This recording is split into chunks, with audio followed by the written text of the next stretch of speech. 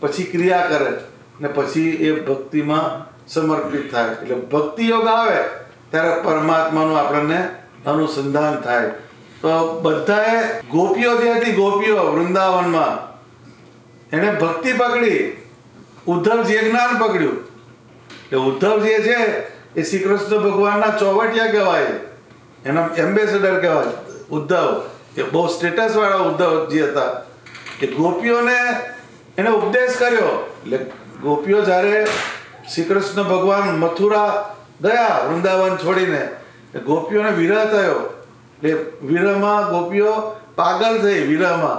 એટલે શ્રી કૃષ્ણ ભગવાને ઉદ્ધવજીને કહ્યું કે તમે ત્યાં જઈને ગોપીઓને સમજાવો તો કે એમના થોડુંક અંદરથી સાંત્વના મળે. એટલે ઉદ્ધવજી ત્યાં ગયા અને ગોપીને બધી વાત કરે છે કે ભગવાન તો સચરાચર વ્યાપેલા છે, એ તો નિર્ગુણ છે, એને તો બધું તમારું અંતરમાં જાણે બેસીને તમારી બધી વાતને જાણે છે, તમે બધા આટલો બધો શોક કેમ કરો છો? એટલે ગોપીઓએ બધી વાત કરી એને. પછી કહે છે હવે તમે બોલી રહ્યા કે છે, પણ એમ કે અમારે તો તમે જે જ્ઞાનની વાત કરો છો પણ અમને તો શ્રી કૃષ્ણ ઇદમ સાંભળે છે, ઇદમ.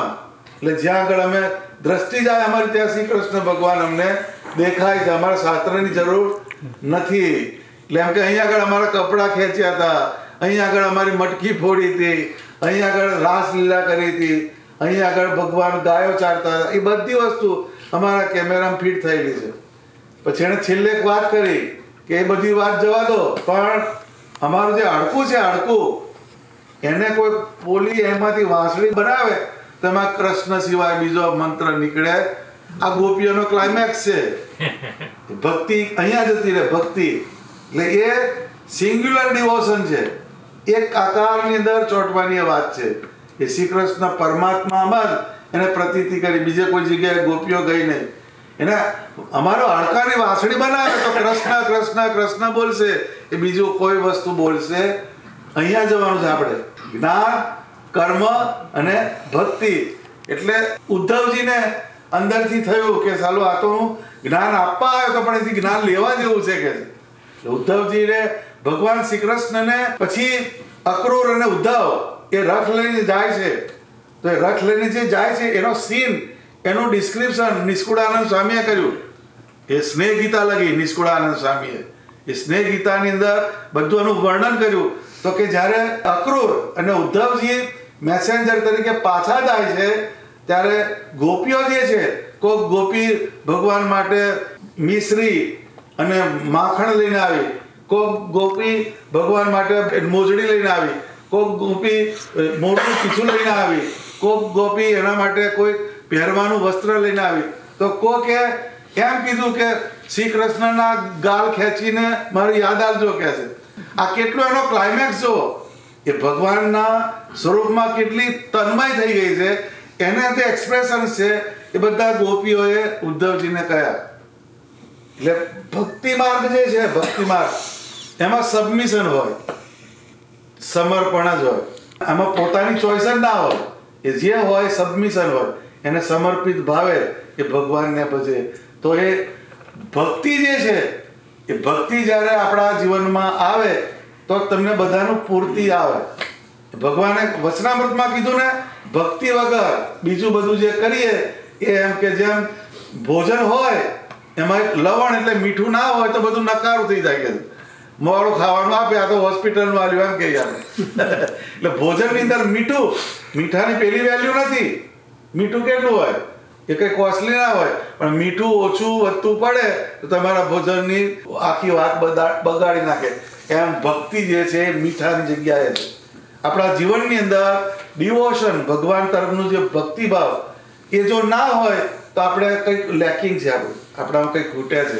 એની શરૂઆત જ્ઞાન માર્ગથી થાય, જાણવાથી થાય, પછી કર્મ આવે છે, એ ક્રિયા કરવાની આવે, ને પછી કર્મ જે છે એ પરમાત્માના ચરણમાં સમર્પિત થાય તો એ ભક્તિ બની જાય. એકનું એક જ કર્મ પણ ભગવાન સાથે જોડાય એટલે ભક્તિ બને.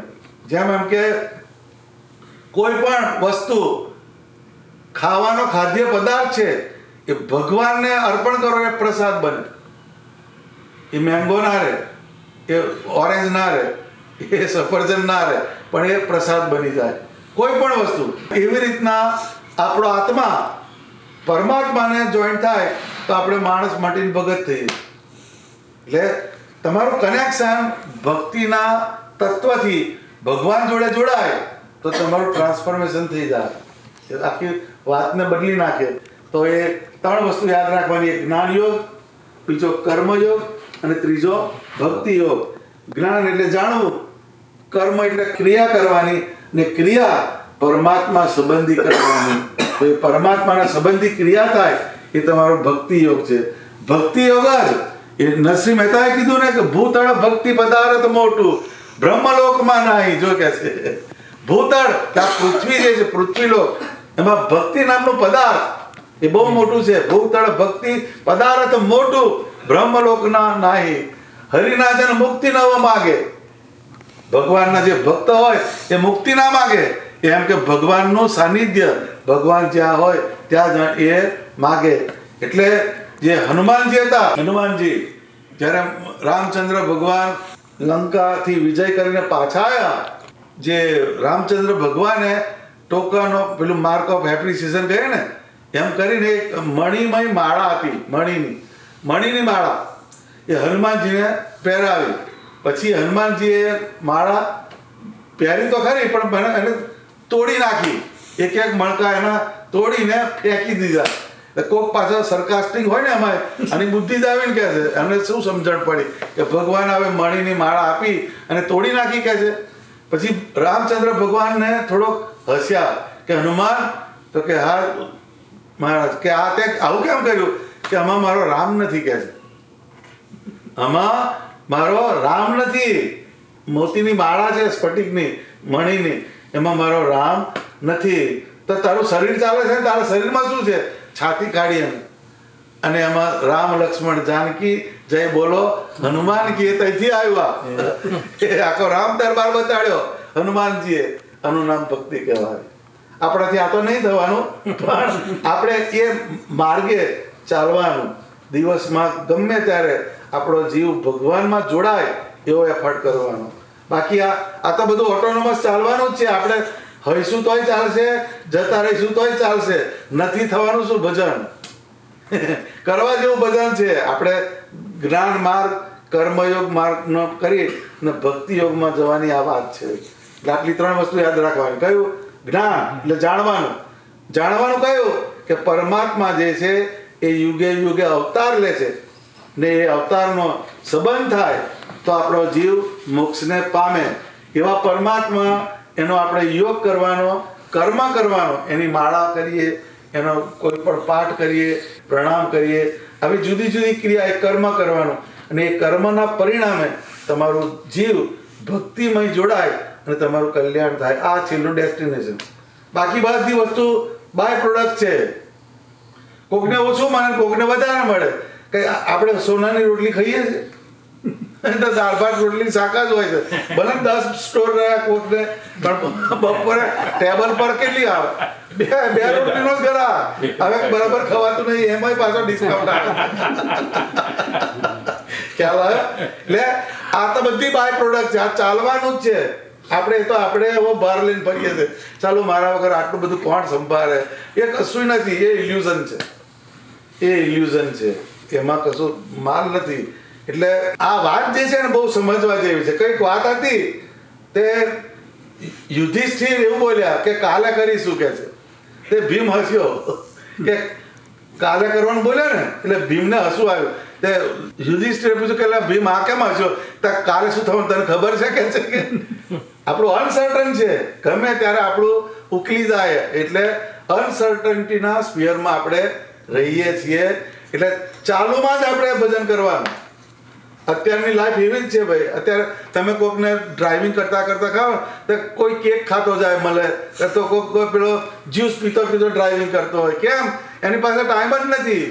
એને ખાવાનો ટાઈમ નથી. એટલે ચાલુમાં જ બધા પતાવે છે. ઘણા ડ્રાઇવિંગ કરે તો જોવું, અમુક કેક ખાતા જાય છે, કોક પેલો પીતા જાય. એક હાથમાં પેલું સ્ટીયરિંગ હોય, એક હાથમાં ડબલું પર ગાડી હોય. એટલે એની ફુરસત છે જ નહીં. એટલે ચાલુમાં જ એ બધી ક્રિયા કરે. એમ આપણે ચાલુમાં જ ભજન કરવાનું. આપણે શ્વાસ ચાલુમાં જ લઈએ છે ને, ઘેર જઈને લઈ જેવું કહે છે કોઈ? એ સાયમલ્ટેનિયસ પ્રોસેસ છે આપણી, એ ચાલુમાં જ થવાનું. એ ચાલુની શ્વસન ક્રિયા જે છે એ તમારી ચાલુમાં જ ચાલે. બ્રિધિંગ પ્રોસેસ એ તમારી લાઈફનો એક ભાગ છે. એવી રીતના ભજન એ આપણા લાઈફનો એક ભાગ બનવો જોઈએ. એ ભજન જ્યારે ભાગ બની જાય તો એ તમને અંદરથી શાંતિ આપે. આ યાદ રાખવાનું, યાદ રહેશે. જ્ઞાન, ક્રિયા અને ભક્તિ. આપણું બિગિનિંગ જ્ઞાનથી થવાની, મિડ વેમાં કર્મ આવે છે અને છેલ્લું ફાઇનલ ડેસ્ટિનેશન ભક્તિ. ભક્તિ આવે ત્યાં આગળ બધી વસ્તુ ઊભી રહી જાય. મીરાની આગળ કોઈ ગયો નહીં, નરસિંહ મહેતાની આગળ કોઈ ગયો નહીં, પ્રેમાનંદ સ્વામીની આગળ કોઈ ગયું નહીં. આજે બધા સંતો હતા એ માઇલસ્ટોન જેવા હતા. એ જ્યાં ઊભા રહ્યા પછી આગળ કશું નથી, આગળ કશું છે જ નહીં. કેમ કે ભક્તિ જ્યાં આવી ત્યાં ફાઇનલ થઈ ગઈ, ત્યાં ઝીરો થઈ ગયું. ત્યાં બધી વસ્તુ તમારી જર્ની જે છે, આપણી જર્ની, એનો એન્ડ ક્યાં છે? તો ભક્તિ. જ્ઞાનનો છેડો ભક્તિ છે, જ્ઞાનનો છેડો ભક્તિ છે અને ભક્તિની શરૂઆત જ્ઞાન છે. પાછું જ્ઞાન વગર ભક્તિ ના થાય, એ જાણવું પડે, એ આકારને સમજવો પડે. એમાં તમે આટલું કર્યું છે તો એક નાની મૂર્તિ આપીશ તમને. કરવું છે નાનું સિંહાસન કેવું? હું કરીને મોકલીશ તઈ. સરસ, ખ્યાલ આવ્યો? આ છે ખરું બધું, પણ બધું ભગવાને માન્ય કરેલી વસ્તુ નથી. આ ખ્યાલ આવ્યો? તમારો જીવ સારો છે એટલે કહું છું. હા, અમારી પાસે કઈ વધારાનું નહીં સિંહાસન. હો, પાછું એવું ના લાગે. પણ આપણે આની અંદર કોઈ પણ વર્ઝન હોય ને, વર્ઝન એને અપગ્રેડ કરે છે. મોબાઈલની અંદર iOS આવે છે તો 6 મહિના થઈને આવે, 6 મહિના થઈને આવે ડેક્લેરેશન. એમ આપણે અપગ્રેડ કરવા જેવું છે આપણું સિંહાસન. એક સરસ પ્રસાદીની મૂર્તિ હોય ને, એનું તમે ચિંતન કરો, ધ્યાન કરો તો તમને અંદરથી બહુ શાંતિ થશે. અત્યારે બધું છે ખરું, પણ કઈ આગળ ચોંટવું એ ખબર નહીં પડતી એમાંથી. ખ્યાલ આવ્યો? કેમેરો ફોકસ ક્યાં કરવો એ ખ્યાલ આવતું નથી. એટલે ભગવાને જે પ્રતિપાદિત કરેલો હોય એ આકારને જો આપણે પૂજીએ તો એ વધારે સારું. જેમ નોટ હોય એ ગવર્નરની સહીવાળી ચાલે ને, નોટ ગવર્નરની સહીવાળી ચાલે.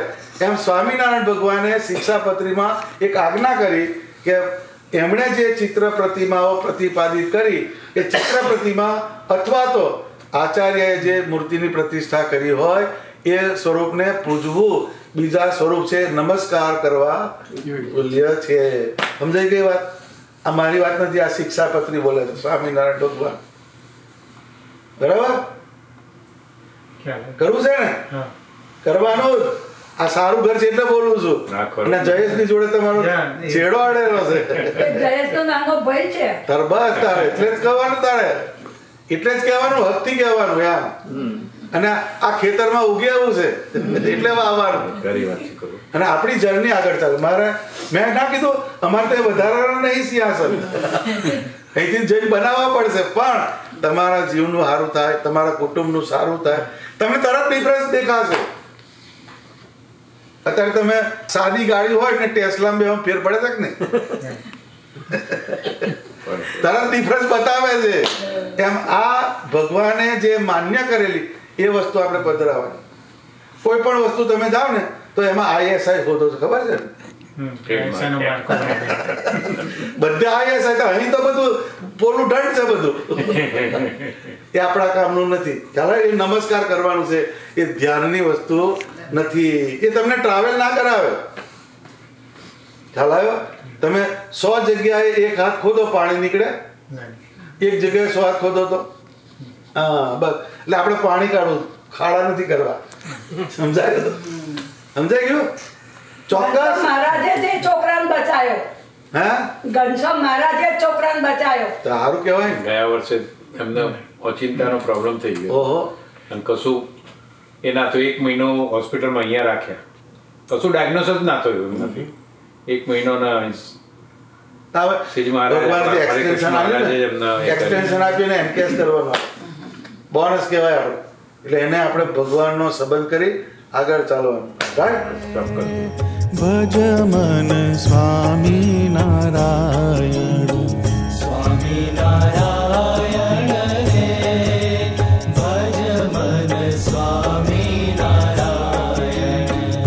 સ્વામી નારાયણ રે ભજ મન